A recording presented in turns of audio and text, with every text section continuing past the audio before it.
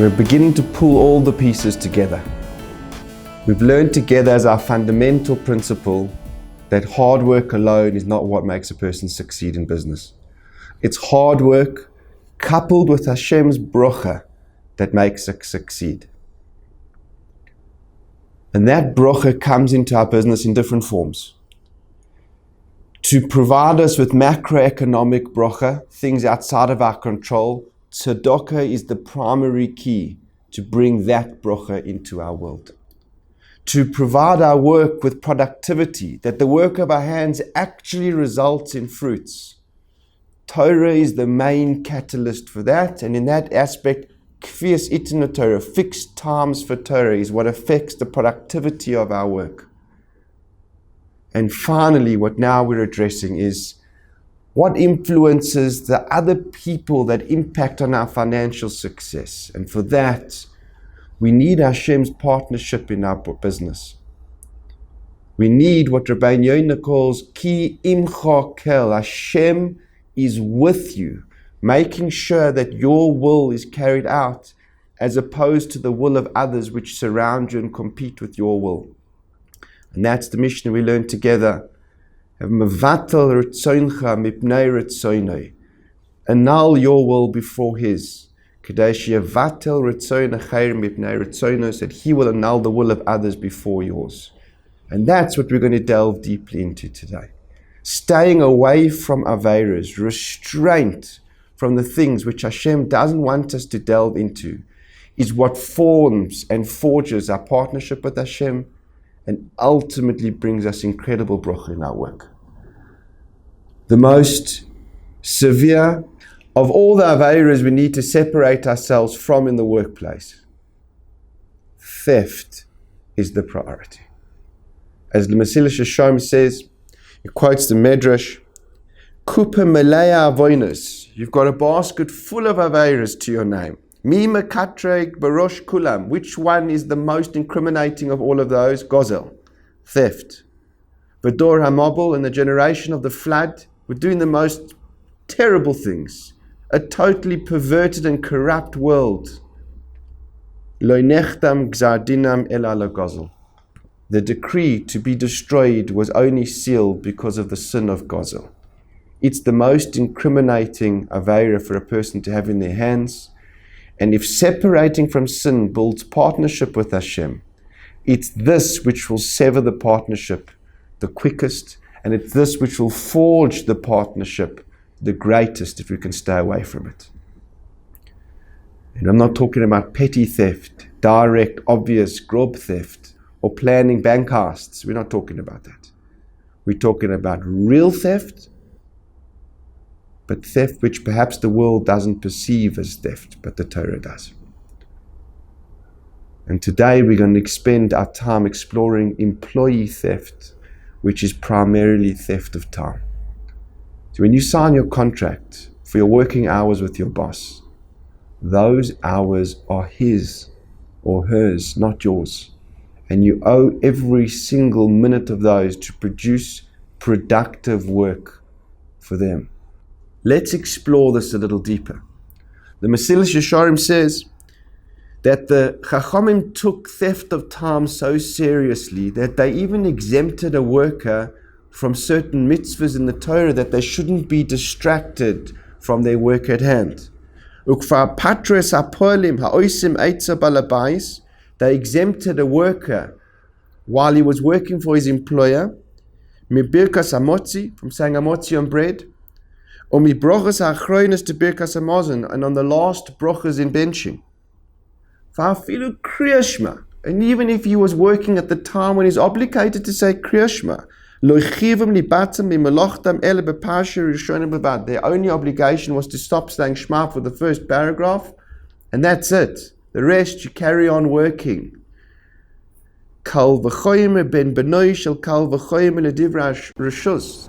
How much more so, says the Mesilas Yesharim, that a person shouldn't spend their time at the workplace doing optional things for their own benefit, not mitzvahs. If the Chachamim didn't allow you to even do mitzvahs during this time, Shekol Sechir Yom Asur Bahem, everybody who has his day employment by somebody else. You're not allowed to do that. You shouldn't neglect your work for your employer. And if you do, you spend time chatting on the phone, looking at your WhatsApps, browsing the web, even doing a mitzvah. Harei ze gazlan. You're a thief. Black and white thief in the Torah's eyes. No two ways about it. I know personally, as an employer, I get very aggravated with people when I send them a WhatsApp and they write back to me straight away. Most people, I enjoy it when they do that and they write back and I have a response. But from my employees, I don't like it. Because I know that if they're writing back to me immediately, that means they're permanently on that WhatsApp. That means they're writing to their friends immediately. They're responding to their parents, their siblings, their spouses, everything's. Their head is not in the work at hand. Their head is in that phone. And that's gazlan, a thief. You sold your time for the day to your employer.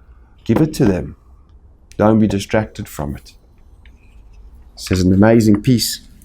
His klalo shel davar, you should know the general principle in theft of time, says the Mesilas Yesharim, is as follows. Hasocher eitzel chaveiro la'eze melocha shetiyeh. Somebody is employed by his friend for whatever work it is, whatever the job description is. Hinei kol she'oisav mechuros hein loy leyomer. It's as if you sold your hours to the person for the day.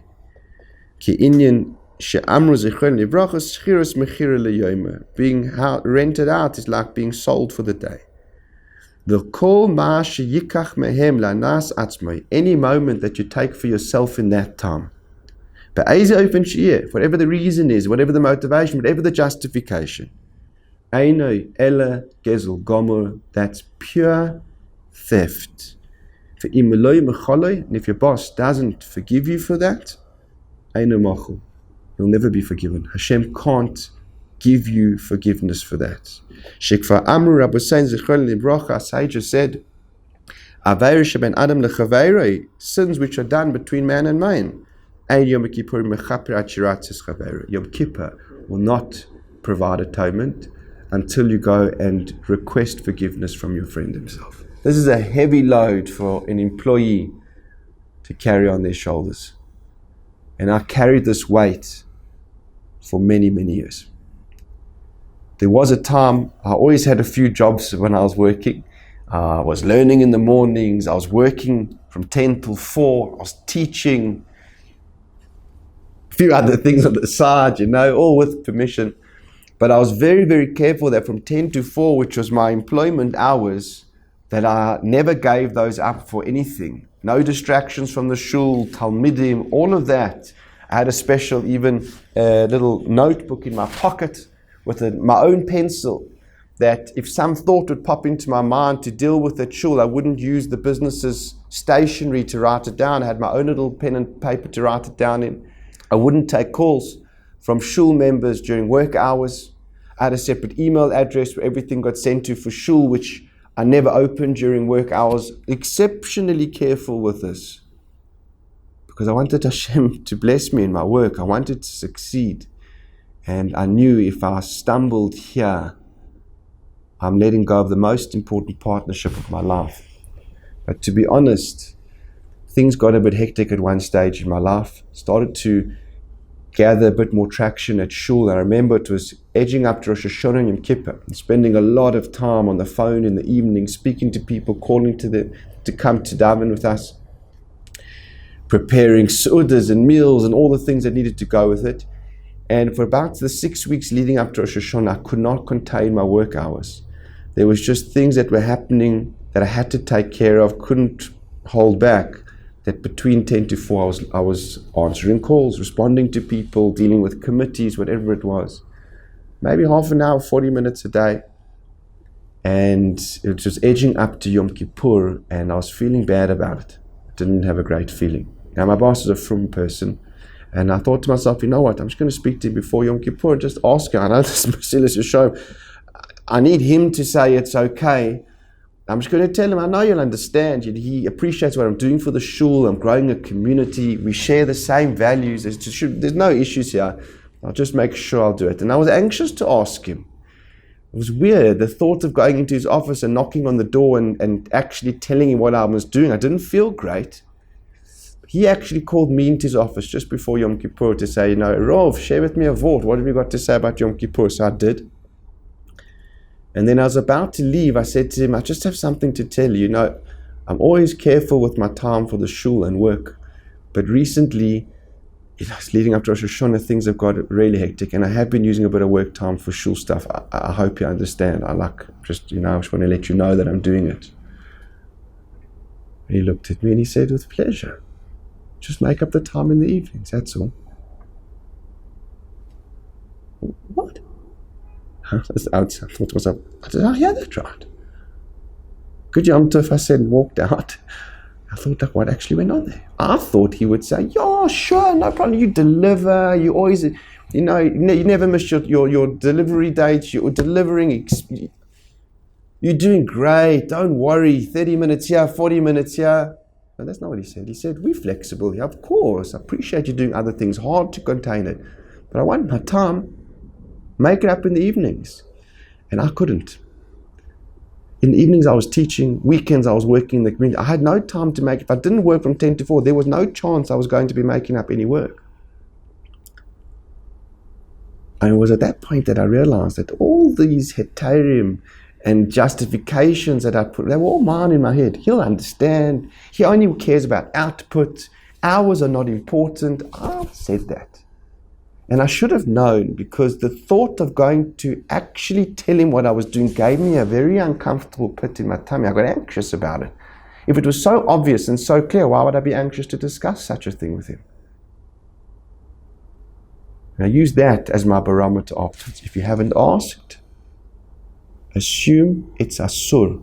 Don't use the photostat machine for your children's projects at school because it's convenient for you and you don't want to go to the printer. Don't use your time to chat to your friends, answer WhatsApps, to deal with the fight that you're having with your spouse. Not now during work time. It's not your time.